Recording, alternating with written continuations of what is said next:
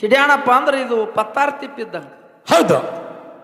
ಯಾಕಂದ್ರೆ ಗುರುಮನಿ ಅಂದ್ರೆ ದೊಡ್ಡ ಮಠ ಆತ, ಶಿಡ್ಯಾಣ ಮಠ. ಯಾಕಂದ್ರೆ ಪರಮಾತ್ಮ ಬಂದ ಇಳ್ದಂತ ಜಾಗ. ಹೌದು. ಮಾಳಿಂಗರಾಯನ ಭಕ್ತಿಗೆ ಆಕೆ ಪರಮಾತ್ಮ ಬಂದ್ ಇಳಿದ ಶಿಡ್ಯಾಣ ಮಠದಾಗ. ಹೌದು. ಮಾಡುವಂತ ಜಾಗ. ಯಾಕಂದ್ರ ತಳದ ಮಠದವ್ರು ಇಲ್ಲಿ ಬಂದಾರ. ಹೌದು.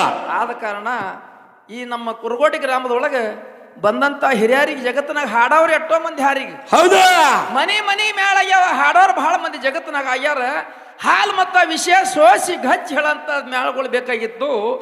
ಅದಕ್ಕೆ ಮುದ್ದಾಮಿಂದ ಕೂಡಿಸಿರಪ್ಪ ಅಂದ್ರ ನಮ್ದು ಪುಣ್ಯನೇ ಅದ. ಹೌದಾ? ಹೇಳಕತ್ತಿದೇವ್ರಿ.